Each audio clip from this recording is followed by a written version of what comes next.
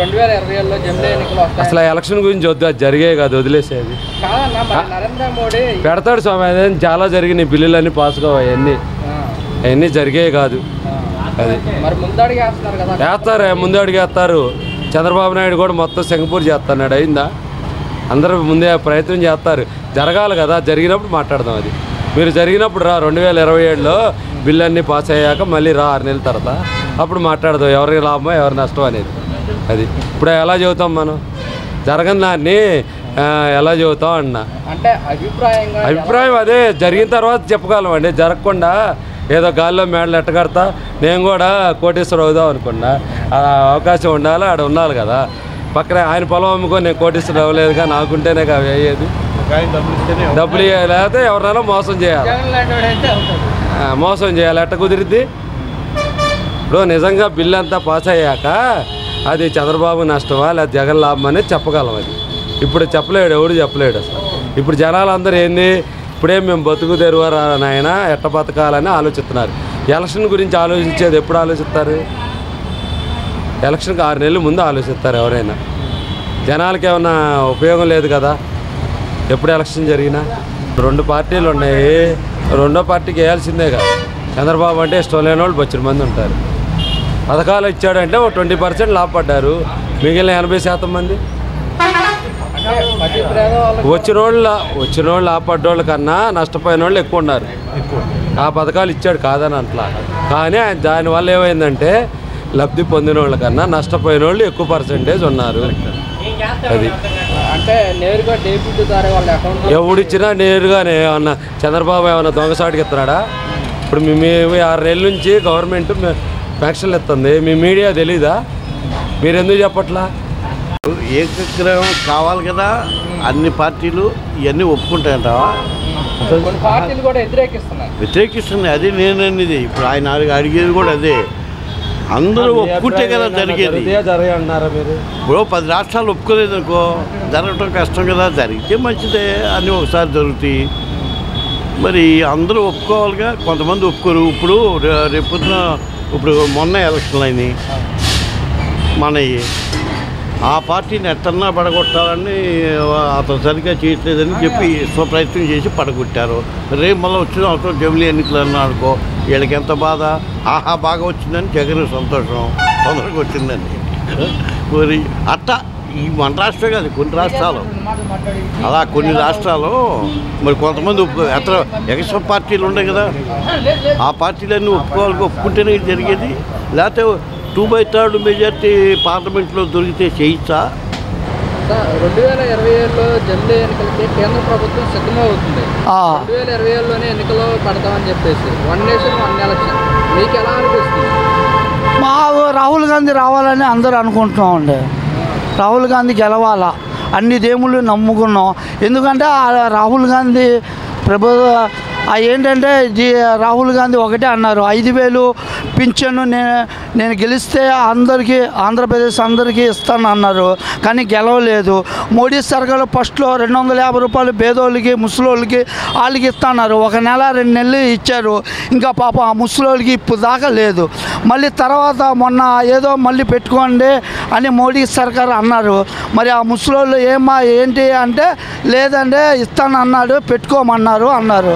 అదే రాహుల్ గాంధీ ఉన్నట్టయితే, అదే గెలిచినట్టే ప్రధాని అవుతే 5,000 రూపాయలు డోర్కి ఇస్తానని ఫస్ట్ ఎలక్షన్ రాకముందే ఫస్టే వాగ్దానం చేశారు రాహుల్ గాంధీ. ఆంధ్రప్రదేశ్లో ఎవరికైనా 500, నేను ప్రధాని అయితే 5,000 రూపాయలు పింఛన్ టైప్లో ఇస్తానమ్మా అని చెప్పారు. కానీ అదృష్టం బాగాలేకపోయి రాహుల్ గాంధీ ప్రధాని అవ్వలేదు. కానీ అవకాశం ఉంది, ఆ దేవుడు ఆశీస్సులతో ఉన్నాయి. ఈసారి రాహుల్ గాంధీ ప్రతి వాళ్ళు ఆంధ్రప్రదేశ్లో ఈ రాహుల్ గాంధీ రావాలా. ఇప్పుడు ఉన్నారు జిఎస్టీలు అయ్యని ఇయ్యని చాలామంది అల్లాడిపోతున్నారు. ఇప్పుడు ఈ ప్రభుత్వం వచ్చింది, చంద్రబాబు ప్రభుత్వం పర్వాలేదు, పోలీసులు కేసులు కూడా తగ్గించారు. కానీ ప్రభుత్వం కూడా చంద్రబాబుది కూడా పర్వాలేదు, బాగానే ఉంది. యూనిఫామ్ వేసుకోలేకపోతే 135 రూపాయలు అని పోలీసు వాళ్ళు ఇలా చేశారు. కానీ నిజంగానే కాకి షర్ట్ వేసుకోవాలా ప్రతి ఆటో డ్రైవర్ అని నేను మనస్ఫూర్తితో కోరుకుంటున్నాను. వస్తే జమికి ఎలక్షన్లు వస్తే మంచిదే అండి. ఎందుకంటే ఇప్పుడు అవకాశం చాలామంది పార్టీ గురించి చాలామంది ఉన్నారు. ఇప్పుడు వైసీపీ వాళ్ళు ఉన్నారు, జనసేన వాళ్ళు ఉన్నారు, కాంగ్రెస్ వాళ్ళు, ప్రతి వాళ్ళు ఉన్నారు. అందరూ నేను గెలవాలా అంటే ఓటు మాత్రం ఎవరికి వేస్తారో తెలియదు సార్. మరి ఇప్పుడు ఇదే దృష్టిలో పెట్టుకుని జగన్మోహన్ రెడ్డి 2027 కానివ్వండి ఎన్నికలకి, 2029 కానివ్వండి ప్రజల్లోకి వెళ్తున్నారు. ప్రజా సమస్యలు తెలుసుకోవడానికి, ఇప్పుడు ఇచ్చిన కూటమి ప్రభుత్వం ఇచ్చిన పథకాలు వాళ్ళకి అందినా లేదని తెలుసుకోవడానికి ఎలా ఉండబోతుందంటారు? అంటే చంద్రబాబు కూడా చేస్తున్నారండి. చంద్రబాబు గారు కూడా గెలిచిన తర్వాత వాగ్దానాలు ఇచ్చినప్పుడు బాగానే చేస్తున్నారు. మొన్న వరద బాధ్యతలు కూడా కొంతమంది ఇచ్చారు. ఎమ్మెల్యే గారు, ఎంపీ గారు చాలామందికి పాపం బైక్ లేని వాళ్ళు, ఆటో వాళ్ళకి డబ్బులు వేసారండి. అది మాత్రం వాస్తవం అండి. మాకు కూడా వచ్చినాయండి, ఆటోకి 5,000 రూపాయలు వచ్చినాయండి. మరి ఇప్పుడు ఇలా వైఎస్ఆర్ కాంగ్రెస్ పార్టీ ప్రజల్లోకి వెళ్ళడం వల్ల మరి చూసుకునే అవకాశం ఇంకా వైఎస్ పార్టీ ఇంకా ఎక్కడండి, ఇంకా లేదండి, అవకాశం లేదండి. అవకాశం ఇప్పుడు షర్మిల గారు వచ్చారు. ఒకవేళ షర్మిల గారు వస్తే కాంగ్రెస్ పార్టీకి మళ్ళీ ఎలక్షన్లో వస్తే ఆ అమ్మాయి కష్టపడుతుంది ఇప్పుడు కూడా పార్టీ గురించి వదలకుండా. షర్మిల మేడం గారు ఈసారి మాత్రం మొన్న ఓడిపోయారు ఏదో కారణంగా, ఈసారి మాత్రం గెలిస్తే అవకాశం ఉందండి. ఈసారి మన ఆంధ్రప్రదేశ్లో అంత లేకపోయినా 20 సీట్లైనా షర్మిల గెలుస్తుందని నమ్మకం ఉందండి. నమ్మకం ఉందండి. ఎందుకంటే ఆ నాన్నగారు రాజశేఖర రెడ్డి గారు కాంగ్రెస్ పార్టీలో ఉండి కాంగ్రెస్ పార్టీలో ప్రాణాలు పోయినాయి. కానీ షర్మిల ఆలోచించి ఫస్టే షర్మిల గారు వచ్చినట్టయితే ఇవాళ రోజు కాంగ్రెస్ పార్టీ అలాగే ఉండేది. ఈ జగన్మోహన్ రెడ్డి గారు వచ్చిన తర్వాత పార్టీని చీల్చి కాంగ్రెస్ పార్టీ లేదు నాదే అని కాంగ్రెస్ పార్టీకి దెబ్బ కొట్టారు జగన్మోహన్ రెడ్డి. ఆ కాంగ్రెస్ పార్టీ అభిమానులు కూడా చాలామంది ఉన్నారు. కానీ రాజశేఖర రెడ్డి అభిమానుల్లో ఉండిపోయారు పార్టీ గురించి. కొంతమంది పార్టీ గురించి వెళ్ళిపోయారు జగన్మోహన్ రెడ్డి. కొంతమంది ఇప్పుడు అచ్చంగా నేను కాంగ్రెస్ పార్టీ నేను ఏ పార్టీకి నేను కాంగ్రెస్ పుట్టి పెరిగిన తర్వాత హస్తం గుర్తుకే ఓటు వేసానండి. ఎంతమంది ఎన్ని చెప్పినా సరే నేను మాత్రం పార్టీ మారలేదండి. నేను మా కుటుంబంలో మాత్రం ఒకే పార్టీ అండి. 2029కి మరి కాంగ్రెస్ పార్టీ పుంజుకునే అవకాశం ఉంటుంది సార్. జనాలు మార్పు వచ్చింది సార్. ఏంటంటే మోడీ సర్కారు హిస్టరీ అని అయ్యని ఇయ్యని చాలా ఇబ్బందులు పడుతున్నాయి. కూరగాయల రేట్లు పెరిగినాయి. అదే అంటే చంద్రబాబుది కాదు పైనుంచి అని చాలామంది అంటున్నారు. ఈసారి మోడీ గారు దిగిపోయే అవకాశం ఉందండి. అప్పటికి చాలా కొట్టుకొని వచ్చారు. మహారాష్ట్ర ఒకటే గెలిచారు. కానీ ప్రియాంక గాంధీ మంచి మెజార్టీకి వచ్చింది. అలాగే ఒకటి స్థానిక గెలుచుకునే అవకాశం ఉందండి. మళ్ళీ రాహుల్ గాంధీ ప్రధాని అవ్వాలని ఆంధ్రప్రదేశ్లో కూడా ఎదురు చూస్తున్నారండి. కేంద్ర ప్రభుత్వం కూడా 2027లోనే జమిలీ ఎన్నికలు అంటుంది, ముందడుగు వేస్తుంది. ఎలా ఉండబోతుందంట? అంటే నరేంద్ర మోడీ ముందస్తుగానే ఎన్నికలు పెట్టేసుకున్నాము అని చెప్పేసి అంటున్నాడు. అదే ఇప్పుడు కేంద్రం దేశం మొత్తం ఒకే ఎలక్షన్ ఒకే చట్టం తీసుకురావాలని చూస్తున్నారు. కానీ తెస్తే బాగానే ఉంటుంది, చాలా వరకు మంచిదే. ఈ ఖర్చులు తగ్గిపోతాయి. ఏది ఆ రాష్ట్రానికి ఈ రాష్ట్రానికి అని చెప్పి ఎలక్షన్ ప్రతి సంవత్సరం ఏదో రాష్ట్రం ఎలక్షన్ జరుగుతూ ఉంటాయి. ఇలాంటివి అనేది బ్రేక్ పట్టడానికి, కొన్ని ఖర్చులు తగ్గించుకోవడానికి, బాగుపడటానికి మంచిది. మరి ఇప్పుడు ఈ ఎన్నికలు జరగడం వల్ల ఎవరికి నష్టం, ఎవరికి లాభం అంటారు? అది ప్రజలకి ఉపయోగం. ఇప్పుడు ప్రస్తుతానికి కొంతమందికి ఇబ్బంది కలుగుతుంది. అదే ఉంటారు ఇలాంటి వాళ్ళు, కొంతమందికి సేవ్ అవుతారు, కొంతమంది ఇబ్బంది పడతారు. నాకు తెలిసినంత వరకు కదా చేయొచ్చు కదా ఈ మన బిల్లు లాగా. రాష్ట్రాలు ఒప్పుకోవాలి. శీతాకాల సమావేశంలో ఈ బిల్లు పెడుతున్నారు. నరేంద్ర మోడీ అయితేనేమో దీన్ని నాకు తెలియక నిన్ను అడుగుతున్నావు. 2/3 మెజార్టీ వస్తే పెట్టచ్చా లేదా అన్ని పార్టీలు ఒప్పుకోవాలా? అన్ని పార్టీలు ఒప్పుకోవాలి.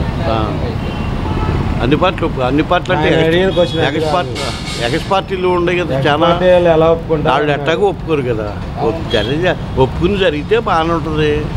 అన్నీ ఒకసారి జరిగితే ఎప్పటికప్పుడు వస్తానే ఉంటాయండి. మళ్ళీ ఆ ముఖ్యమంత్రి చచ్చిపోతాడు, మళ్ళీ పెట్టాలా, ఈడెవడో చస్తాడు, ఈడెవడో నేను విరమించుకున్నా అంటాడు, మళ్ళీ పెట్టాలా, ఇట్లాంటి మామూలుగా వస్తానే ఉంటాయి. వీళ్ళు ఎంత కొట్టుకున్నా కానీ రావా, వస్తానే ఉంటాయి.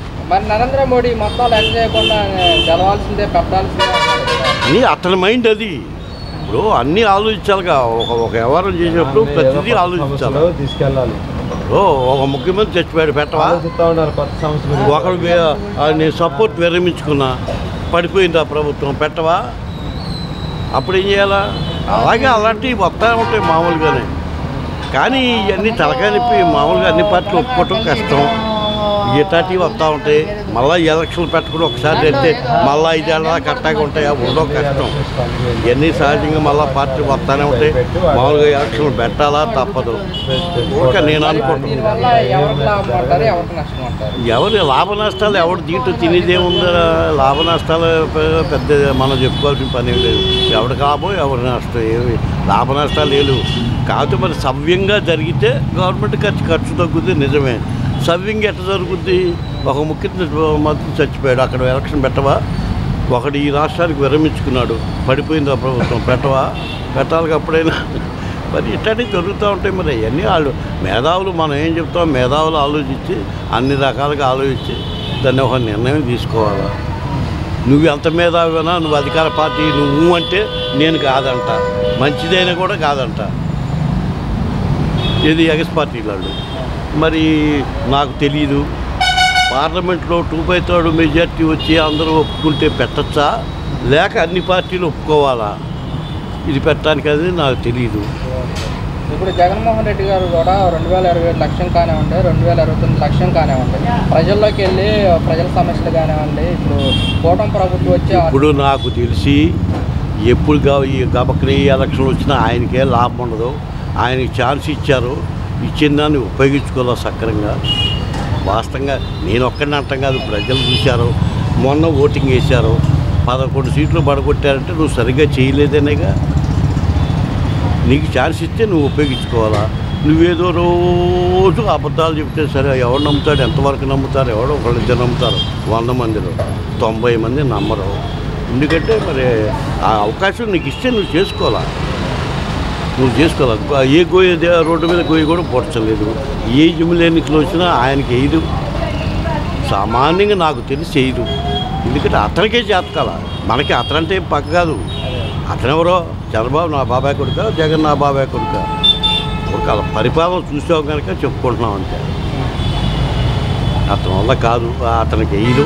ఇంకా జీవితంలో ఇవ్వాలి కాదు. నాకు తెలిసి ఇంత దెబ్బ తీసినప్పుడు నాశనం 20 ఏళ్ళు వెనక్కి వెళ్ళిపోయింది రాష్ట్ర ప్రభుత్వం.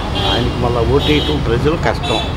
ఒకవేళ అభిమానులు లేదు, కొంతమంది ఎత్తి అవ్వదు కదా, అందరూ ఎత్తేనే అయ్యేది. అభిమానులు ఎవరో నాకు ఎత్తి అవ్వదు. మరి సామాన్యంగా నాకు తెలిసి ఇయ్యదు.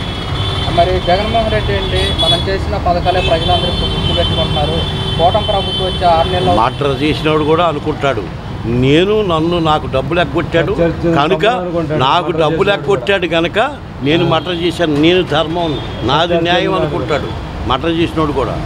ఎప్పుడు కూడా నేను తప్పు చేసిన వ్యక్తి అలా తెలుసుకుంటే, అసలు దేశంలో తప్పులు జరుగుతాయి, ఎవడు తప్పు వాడు తెలుసుకుంటే. ఇప్పుడు నేను కూడా మా బంధువులకి స్నేహితులకి చెప్తుంటా, ముందేంటి మనమేంటని మనం లెక్కేసుకుంటే ఎవరితోని ఎంచాల్సిన పని లేదు. ముందు మందలకి ఓ తగాదైంది, నేనేం చేశాను, నేనేం తప్పు చేశాను అనేది నీకు నువ్వు లెక్కేసుకో. ఎవరు అట్లా లెక్కేసుకోరు. ఇద్దరు పోట్లాడుతున్నాను అనుకో, ఒకడు కలిశాడు, అన్నీ ఆడి మీద చెబుతాడు, ఆడు కలిశాడు రేపు వాడన్నీ ఈడి మీద చెబుతాడు.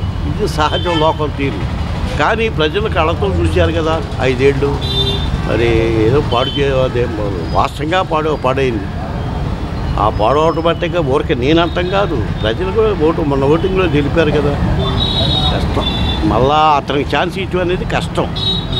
సామాన్యంగా ఇవ్వరు, ఎట్టి పరిస్థితుల్లో ఇవ్వరు. ఏ జమిలి ఎన్నికలు వచ్చినా గబక్కని రేపు పొద్దున్న చంద్రబాబు చచ్చిపోయి మళ్ళీ ఎలక్షన్ వచ్చినా మళ్ళా జగన్కి ఇంకెవరికైనా కమ్యూనిస్ట్ కన్నా వేస్తారు, కానీ జగన్కి అదేంటంటే 40% ఓటు బ్యాంక్ ఉంది ప్రజల ఉంటే ఉండొచ్చు, 40% ఉంటే ఉండొచ్చండి. 40 అతనికి ఉండొచ్చు, 41 వచ్చుకున్నవాడికే సీట్ అవుతుంది. 40 రావచ్చు, 41 వచ్చాడో మెరుగు అవుతాడు కదా. దేనికి పరిపాలనకు ఏమైంది బాగానే ఉంటాయి. పథకాల విషయంలో కానివ్వండి, పథకాలు ఏమన్నా పథకాలు ఎవరు సొమ్ము ఎవరికి ఇచ్చేస్తాడండి? మన సొమ్మేగా ఆడిచ్చింది. పథకాలు ఎవరు సొమ్ము ఇచ్చాడు? ఆయన మన సొమ్ము మనగా దొబ్బి ఇచ్చాడు. ఆయన సొమ్మే ఇవ్వలేదు కదా. పోయి ఆయన చేసిన వాళ్ళు ఏమైనా పరిపాలన బాగు చేశాడా? ఏం మంచి పనులు చేశాడు? దేనిలో చేశాడు? ఈయన వచ్చినా కొద్దిగా పర్వాలేదు, బాగానే ఉంది, ఇబ్బందికరం లేకుండా. మరి 2027 జమిలీ ఎన్నికలని కేంద్ర ప్రభుత్వం ముందుకు అడుగులు వేస్తుంది. ఎలా ఉండబోతుంది అంటారు? మీరేమంటారు? అప్పుడు 2027 ఇప్పుడు మనం అలా చెప్పగలం. ప్రజల నాడు ఇప్పుడే చెప్పలేముగా. ఇప్పుడే చెప్పలేముగా. ఏమన్నారు మొన్న ఎలక్షన్లో? ఇంకేమన్నా జగనే మళ్ళీ ముఖ్యమంత్రి అన్నాడు. అయ్యాడా? ఎందుకని? ఆయన కొన్ని అరాజకాలు ఆయన చేసిన పనులు బయటపడినాయి కాబట్టి చేయలేకపోయాడు, గెలవలేకపోయాడు. ఇప్పుడు ఈయన బాగా చేసుకున్నాడు కాబట్టి నెక్స్ట్ మళ్ళీ ఈయన రావచ్చేమో. అంటే వర్షంగా కేంద్రంలో నరేంద్ర మోడీ గెలుచుకుంటూ వస్తున్నారు. మరోసారి కూడా అవకాశం ఉంది. అందుకోసం జమిలీ ఎన్నికలకి ముందడుగు లేకుండా బిల్లు కూడా ప్రవేశపెడుతున్నారు. ఇంకా నరేంద్ర మోడీది ఏముందిలేండి, అవదంతా అవకాశం ఉండదు. ఎవరు ఈసారి మటుకు కాంగ్రెస్కి ఇస్తారు కంపల్సరీ. మరి వర్షం గెలుచుకుంటూ వచ్చారు కదా నరేంద్ర మోడీ. ఏమంటే ఏం గెలిచినా ఏం చేసినా ప్రజలకు మంచి చేసేది ఏముంది చెప్పండి? అదే ఎవరు చేసినా ఇప్పుడు మాకు కూడా ఆంధ్రాకి ఇప్పుడు స్టేట్కి ఏంటంటే బాబు గారిని బట్టి చేసుకున్నారే తప్ప అదే ఇప్పుడు జగన్ వచ్చుంటే చేసేవాళ్ళు కాదు. మరి ఇప్పుడు ఈ ఎన్నికలు పెట్టడం వల్ల ఎవరికి నష్టం అంటారు, ఎవరికి లాభం? ఏది జమిలీ ఎన్నిక? జమిలీ ఇప్పుడు ఎలా చెప్తామండి, మనం చెప్పలేము. అది 2 సంవత్సరాలు 3 సంవత్సరాలు టైం ఉంది కదా. అది ఎవరికి లాభం ఎవరికి నష్టం అనేది ఇప్పుడు ఏదేదో వాళ్ళు ప్రయోగాలు ఇప్పుడు చూడండి. ఇప్పుడు అజ్మీర్ మీద ఏమని చెప్పండి, ఇట్లాంటి మరి దుష్ప్రచారాలు ఏం చెప్పండి. అంటే వాళ్ళు మనుషులు వీళ్ళు మనుషులు కాదా అనుకుందాం మనం. ఇప్పుడు అజ్మీర్ ఎప్పటి నుంచో ఉన్నది. ఇప్పుడు అక్కడ అది ఉంది ఇది ఉంది అది మాది అంటే ఎట్లాగండి? ఇట్లాంటివే తేడా జనానికి తేడా వస్తుంది. అందుకని అప్పుడు సంగతి అప్పుడు ఆలోచన. కూటమి ప్రభుత్వం వచ్చి 6 నెలలు అవుతుంది, పథకాలు ఇంకా ఎవరికి ఇవ్వలేదు. పథకాలు ఎందుకు తీసుకోలేదండి? ఏం పథకాలు ఇవ్వలేదు? ఇప్పుడు ఈయన పెట్టిన పథకాలే ఆయన పెట్టాడు. అమ్మ ఒడని, స్కూల్ ఒడని, ఆ ఒడని ఈయన పెట్టిన అవి కాకపోతే మార్చి పెట్టాడు. పిల్లలు స్కూల్కి వెళ్తున్నారు, తల్లికి వందనం అన్నారు. అవునండి. ఇప్పుడు అన్నీ దోచేసి అన్ని అప్పులు చేసి అన్నీ అమ్మేసుకొని తాకట్లు పెట్టేసేసుకొని ఏమీ లేకుండా ఇప్పుడు మీరైనా ఇప్పుడు అన్నం పెడతాని చెప్పి ఉత్త పళ్ళెం ఇస్తే ఏం చేస్తారు? 10 ఇళ్ళు మనం ఎత్తుక్కోవాలి. ఆ పరిస్థితి చేసి వెళ్ళిపోయాడు ఆయన. అంటే అమలు చేయలేని హామీలు ఇచ్చారు. ఇప్పుడు చేస్తాడు కంపల్సరీ. అనుకున్నది చేయకోకుండా ఉండడు, చేస్తాడు. మరి వైసీపీ అంటే మా ప్రభుత్వం వస్తే మేము ఈ పాఠకాలు అన్ని పథకాలు అమలు చేసేవాళ్ళం. ఎవరు సొమ్ము ఇంకా ఇచ్చేది? అంతే కదండి. ఇంకా ఇచ్చేది తాకట్టు పెట్టి ఇచ్చేది. నువ్వు 100 రూపాయలు ఖర్చు వస్తే నువ్వు దానికి 1000 రూపాయలు ఖర్చు రాసుకున్నావు. ఆ డబ్బు మాకు ఇచ్చావు. ఆ డబ్బులు ఎవరి మీద వేసావు? కరెంట్ బిల్లు అన్నావు, మంచి నూనె ప్యాకెట్ కూడా పెంచి పారేసావు. పెంచలేదా నువ్వు? మరి జగన్మోహన్ రెడ్డి అంటే నేరుగా వారి అకౌంట్లోనే అమౌంట్ వేసాము, అవినీతి లేని పాలన చేసాము. ఎక్కడ అన్నీ అవినీతే. ప్రతి దాంట్లో అవినీతి లేనిది చెప్పను దేనిలో లేదు. మా లారీ వాడు సొమ్ము కూడా దోచుకున్నాడు కదండి ఆయన. ఆ ట్యాక్సీలని ఈ ట్యాక్సీలని అయ్యని ఇయ్యని ప్రతి దాంట్లో దోచుకుంటామే తప్ప ఆయన ప్రజలకు ఏం మంచి చేసింది ఏమి లేదు, ఏమీ లేదు. ఇప్పుడు ఆటో వాడికి 10,000 అన్నాడు, అవునా? ఏముంది బండి ఇక్కడ ఆపితే కేసు. 3 రాసేటప్పటికి ఇటు దినం మారిపోయింది. మన డబ్బు మనగా ఆయన చేసింది ఏం లేదు, ఆయన సొంత సొమ్ము ఏమీ లేదు. కేంద్ర ప్రభుత్వం కూడా జమిలీ ఎన్నికలకి సిద్ధమవుతుంది. 2027లోనే ఎన్నికలు పెడతా ఉంటుంది. మీరేమంటారు? పెడితే పెట్టచ్చు, తెలియదు కదా మనకి. ఇలా పెట్టడం వల్ల ఎవరికి లాభం అంటారు, ఎవరికి నష్టం అంటారు? ఎవరికి లాభం ఉంటుంది? జనాల మీద ఇక భారం పడేది. మరి జగన్మోహన్ రెడ్డి గారు కూడా సిద్ధం అవుతున్నారు. 2027కి కానివ్వండి, 2029కి కానివ్వండి, ప్రజల్లోకి వెళ్తున్నారు ఆయన. మరి ఎలా ఉండబోతుంది అంటారు? ప్రజలే చెప్పాలి కదా మనకేం తెలుస్తుంది. కాదు బాబాయ్, ఫలాందానే ఉంటుంది కదా. ఏమో మరి జనాలు నాటి చెప్పలేము కదా టైంకి ఎట్లా ఉంటుందో. మరి ఇప్పుడు వైఎస్ఆర్ కాంగ్రెస్ పార్టీ 2019లో 151 సీట్లు గెలుచుకున్నారు. 2024కి 11 సీట్లకే పరిమితం అయిపోయారు. మరి ఇప్పుడు ప్రజల్లోకి వెళ్ళడం వల్ల మరి వైఎస్ఆర్ కాంగ్రెస్ పార్టీ పుంజుకునే అవకాశం ఉంటుందంటారా? చెప్పలేము. అంటే ఓటు బ్యాంకు మాకు 40% ఉంది, నెక్స్ట్ మేమే గెలిచే అవకాశం ఉందని జగన్మోహన్ రెడ్డి గారు అంటున్నారు.